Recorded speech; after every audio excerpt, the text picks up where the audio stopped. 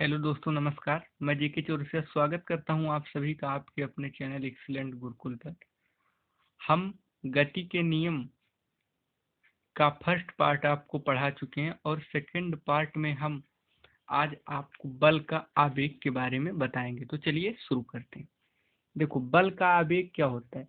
यदि कोई बल यफ किसी अल्प समय टी के लिए कार्य करे, यदि कोई बल किसी वस्तु पर अल्प समय टी के लिए कार्य करे तो बल और समय के गुणनफल को आवेग कहते हैं। देखो, बल बराबर क्या होता है। बल का आवेग बराबर होता है आई बराबर होता है बल गुणे समय अंतराल। समय अंतराल, अब देखो, यहाँ आई को हम इसी तरीके से रख देते हैं और यफ का मान जो हमने आपको संवेग तथा बल परिवर्तन, यहाँ से यफ का मान यहाँ रख देते हैं। तो चलिए देखो, M B minus M U by T यहाँ से रख देंगे और यहाँ टी को इसी तरह से लिख देंगे। ठीक, तो साथियों यहाँ हमारा टी से टी कट जाएगा। देखो यहाँ नहीं, ये तो रहे, यहाँ टी से टी कट जाएगा तो हमें आई बराबर मिल जाएगा M B minus M U. अब यहाँ से हम यम को कॉमन ले लेंगे तो हमारा हो जाएगा बी माइनस यू, और इसका जो मात्रक होता है बल का आवेग संवेग परिवर्तन के बराबर होता है और इसका मात्रक किलोग्राम मीटर प्रति सेकंड अथवा न्यूटन सेकंड होता है। ठीक, अब देखो दोस्त, एक होता है प्रतिरोधक बल। प्रतिरोधक बल क्या होता है। प्रतिरोधी बल, जो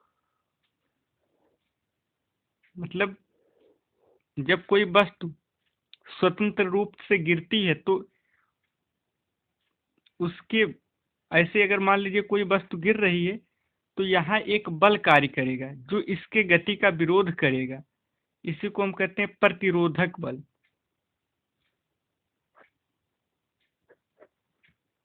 अब देखो, यदि कोई पिंड बालू रेत आदि में गिरता है, तो मान लीजिए कोई पिंड है, ये बालू में गिर रहा है। ठीक, ये पूरा बालू है, तो ये अपने भार W के कारण F बराबर mg जो बल लगेगा वो लगेगा। लेकिन यह क्या होता है, बालू में धंसता जाता है, परंतु यहाँ एक प्रतिरोधक बल R के कारण वह कुछ दूर ही धंसकर रुक जाता है। अब देखो, यदि कुछ दूर जाके रुक जाता है तो क्या होता है, R और माइनस क्या, माइनस mg बराबर F गुणे ma। यम जो होगा ये द्रव्यमान है और ये जो है मंदन, यम मंदन है। उसके बाद 1 किलोग्राम भार बल, यह वह बल है जिसके द्वारा पृथ्वी 1 किलोग्राम द्रव्यमान के वस्तु को ऊर्ध्वा अपनी ओर आकर्षित करती। अपनी ओर जो पृथ्वी आकर्षित करती है उसी को हम बोलते हैं mg। मान लीजिए कोई वस्तु है, ये नीचे गिर रही है तो इस पे लगेगा F बराबर mg, तो वही उसका भार होगा। और 1 किलोग्राम भार, 1 किलोग्राम बल बराबर 9.8 न्यूटन। भौतिक राशियां, इनकी SI इकाइयां तथा गणितीय सूत्र। तो चलिए इसको देखते हैं। देखो, क्रमांक 1 भौतिक राशियां। भौतिक राशियां क्या होती है, बल का SI मात्रक क्या होता है, न्यूटन, और इसको F बराबर ma। यम होता है द्रव्यमान, ये होता है त्वरण। इसी प्रकार देखो, दूसरा होता है संवेग, संवेग क्या होता है न्यूटन सेकेंड, और इसको p बराबर यम बी। अब ये होता है द्रव्यमान यम और b होता है वेग। इसी प्रकार भार, भार का मात्रक क्या होता है न्यूटन, इसको लिखते हैं W बराबर यम जी। यम होता है द्रव्यमान, दी गुरुत्वीय त्वरण। अब गुरुत्वीय त्वरण क्या है, 1 किलोग्राम बल पर लगेगा 9.8 न्यूटन।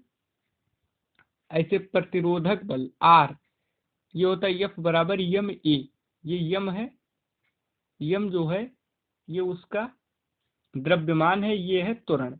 इसी प्रकार आवेग, आवेग का न्यूटन प्रति सेकंड, इसको F I बराबर F डेल्टा टी। F बल है और T समय अंतराल। तो देखो, और इसमें एक बात बहुत याद रखने वाली, देखो इसमें क्या होता है भार और प्रतिरोधक बल, इन दोनों, देखो बल, भार और प्रतिरोधक बल, इन तीनों के मात्रक न्यूटन न्यूटन न्यूटन होते हैं, लेकिन संवेग और आवेग इन दोनों के मात्रक न्यूटन प्रति सेकंड होते हैं। ठीक, उसके बाद अब हम पढ़ेंगे संवेग संरक्षण का नियम।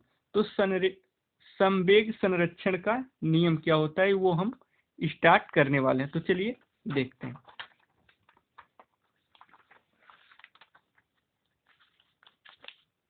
देखो, यदि दो गोले, यदि दो गोले टकराने पर टक्कर से पहले संवेग तथा टकराने के बाद संवेगों का जो योग होता है वो बराबर रहता है। मान लीजिए जैसे दो गोले हैं इस तरीके से, और ये जाके किसी दूसरे गोले में टकरा गए, तो इन दोनों का जो संवेग रहेगा, पहले का संवेग और टकराने के बाद का संवेग जो होगा वो बराबर रहता है। अब देखो, माना यम1 और यम2 दो गोले, देखो m1 और m2, यम1 द्रव्यमान और यम2 द्रव्यमान के दो गोले u1 और u2 वेग से जा रहे हैं, और टकराने पर क्या होगा, टकराने पर जो इनकी वेग में परिवर्तन हो जाएगा। मान लीजिए कोई भी वस्तु जा रही है, तो अगर वो टकराएगी तो उसकी वेग में परिवर्तन हो जाएगा, तो इसका जो वेग होता है वो b1 और b2 हो जाता है। तब क्या होता है, इनके संवेगों का देखो, अब क्या होता है यम बी, इस पर क्या बल लगेगा, F बराबर एम बी। ठीक, देखो इस पर संवेग कराना, तो संवेग P बराबर यम बी। अब ये जो गोले रहेंगे इस पर P बराबर यम बी, तो दो गोले हैं तो होगा यम1, पहले इनका वेग था u1, तो यम1 u1 प्लस यम2 u2 बराबर m1 b1 plus m2 b2, ये हो जाएगा। अब देखो, यदि किसी वस्तु पर बाह्य बल शून्य हो तो प्रारंभिक व अंतिम संवेग बराबर होंगे। यदि इस पर कोई बाह्य बल ना लगे तो इसका जो प्रारंभिक संवेग और अंतिम संवेग जो होगा वो नियत रहेगा। यही, अब मान लीजिए कोई बाह्य बल लगा दिया गया, अब मान लीजिए कोई यम द्रव्यमान से आ गया और इस पर कोई बाह्य बल लगा दिया, इस पर कोई और धक्का लग गया, इस पर कोई और चोट कर दे, तो इनका जो संवेग है वो नियत नहीं रह के कुछ चेंज हो जाएगा। इसे क्या कहते हैं, अगर इन दोनों का संवेग, प्रारंभिक संवेग व अंतिम संवेग बराबर रहता है तो इसे हम कहते हैं संवेग संरक्षण का सिद्धांत। यदि टक्कर के पश्चात दो पिंड संयुक्त होकर एक हो जाते हैं, अब मान लीजिए कोई गोले हैं ये, और ये इसमें टकरा के दोनों एक हो गए, एक बड़ा पिंड बन गए। ठीक, तो उनका जो वेग होगा वो दोनों का वेग भी जो b1 b2 होता था वो केवल b हो जाएगा। तो ये हो जाएगा यम1 प्लस यम2, दोनों का द्रव्यमान और वेग बराबर, पहले दोनों का द्रव्यमान और वेग अलग अलग था, इसलिए यम1 u1 प्लस यम2 u2। ठीक, अब देखो संयुक्त होकर एक हो जाते हैं। अब यहाँ से अगर आपको u निकालना हो तो आप u यहाँ से निकालेंगे, तो यहाँ हो जाएगा यम1 u1 प्लस m2u2 बटे क्या हो जाएगा m1 प्लस m2, ये हमको प्राप्त हो जाएगा। देखो यदि यदि पिंड टकराकर विपरीत दिशा में चलने लगे तो ये माइनस हो जाएगा m1 u1 m2 u2 बटे m1 प्लस m2। अब देखो बंदूक और गति, गोली की गति, जब बंदूक से गोली छोड़ी जाती है तो बंदूक गोली से अत्यधिक वेग से फेंकती है। अब मान लीजिए कोई बंदूक है, जब उससे गोली अत्यधिक वेग से फेंकती है, इससे गोली में आगे की दिशा में संवेग उत्पन्न हो जाता है, गोली जो है वो आगे की दिशा में चलने लगती है, संवेग उत्पन्न हो जाता है और गोली भी प्रतिक्रिया बल लगाती है जिसके, अब जैसे मान लीजिए कोई बंदूक से अगर आप गोली फायर करेंगे तो इसमें भी थोड़ा सा झटका महसूस होता है, पीछे थोड़ा सा हटती है, परंतु बंदूक का द्रव्यमान गोली के द्रव्यमान से अपेक्षाकृत अधिक है। जो गोली का द्रव्यमान है वो बहुत कम है, बंदूक का द्रव्यमान बहुत ज्यादा है, इसलिए इसमें जो झटका होता है वो कम लगता है, अतः वेग कम होता है, वेग कम होगा तो झटका कम लगेगा। यदि यम द्रव्यमान की गोली u वेग से बंदूक से निकलती है और यम द्रव्यमान की बंदूक पीछे हटती है तो बंदूक का संवेग और गोली का संवेग दोनों बराबर होंगे।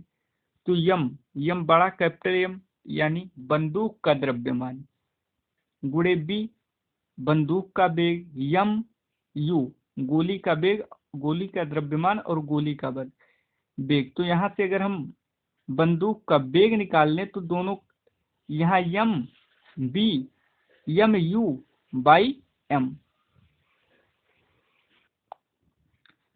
देखो लिफ्ट में खड़े व्यक्ति का भार, यदि लिफ्ट जो है वो विरामावस्था में है, विरामावस्था में तो आर जो प्रतिक्रिया बल है और जो यमजी है ये दोनों बराबर होंगे। ठीक, अब जैसे देखो यदि व्यक्ति के भार में परिवर्तन का अनुभव ही नहीं होगा अगर वो खड़ा रहेंगे, यदि लिफ्ट ये त्वरण से ऊपर जा रही है तो ऊपर जाएगी, यदि कोई लिफ्ट है ये त्वरण से ऊपर जा रही है तो नीचे क्या लगेगा, नीचे लगेगा mg और ऊपर लगेगा क्या r, तो r माइनस mg बराबर ma। ठीक, और भार जो है वो बढ़ा हुआ प्रतीत होगा यदि लिफ्ट ये त्वरण से नीचे आ रही है, यदि ये त्वरण से नीचे आ रही है, कोई लिफ्ट है वो ये त्वरण से नीचे आ रही है तो नीचे क्या लगेगा, नीचे ये जा रही है तो इसमें लगेगा mg और नीचे इसके नीचे की तरफ से लगेगा इसका प्रतिक्रिया बल r जो इसके गति का विरोध करेगा, तो mg माइनस r बराबर ma, f बराबर ma। ठीक, अब देखो यहाँ पर क्या होगा, यहाँ r अगर आपको निकालना है तो mg माइनस ma, अब यम आप कॉमन लेंगे तो हो जाएगा g माइनस a, और जो भार है वो घटा हुआ प्रतीत होगा। यदि लिफ्ट की डोरी ही टूट जाए तो जो इसका प्रतिक्रिया बल होगा वो जीरो हो जाएगा यानी जी गिरती हुई त्वरण से नीचे गिरेगी और व्यक्ति का भार जो होगा वो शून्य प्रतीत होगा। अब देखो स्थितियां, लिफ्ट की गति, लिफ्ट में उपस्थित व्यक्ति द्वारा भार संबंधी अनुभव, जब लिफ्ट विरामावस्था में तो इसका वेग नियत रहता है, वेग नियत यानी कांस्टेंट रहता है, तो आभासी भार बराबर वास्तविक भार। जब लिफ्ट व त्वरण नीचे या मंदन से ऊपर जा रही है तो आभासी भार बड़ा होगा, आभासी भार से वास्तविक भार बड़ा होगा। अब देखो जब लिफ्ट ए त्वरण से ऊपर जा रही है और ये मंदन नीचे आ रही तो आभासी भार is greater than, is less than वास्तविक भार। जब लिफ्ट की गुरुत्वीय आधीन हो, गुरुत्वाधीन हो, अर्थात लेफ्ट की दूरी टूट जाए, तो आभासी भार बराबर 0।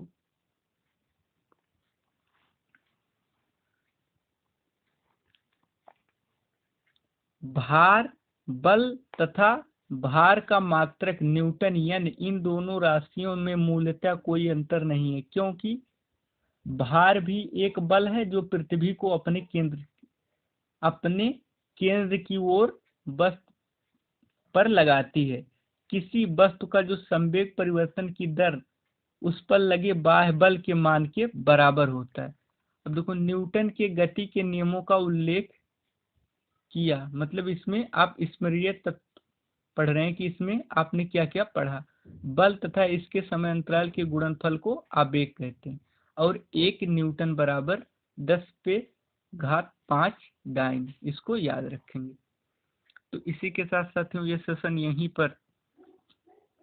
पर हम इस सेशन को विराम देता हूँ। अगर आपको ये वीडियो पसंद आया है तो आप इसको लाइक करिए और ज़्यादा से ज़्यादा शेयर करिए। अगर चैनल सब्सक्राइब नहीं किया है तो सब्सक्राइब कर लीजिए।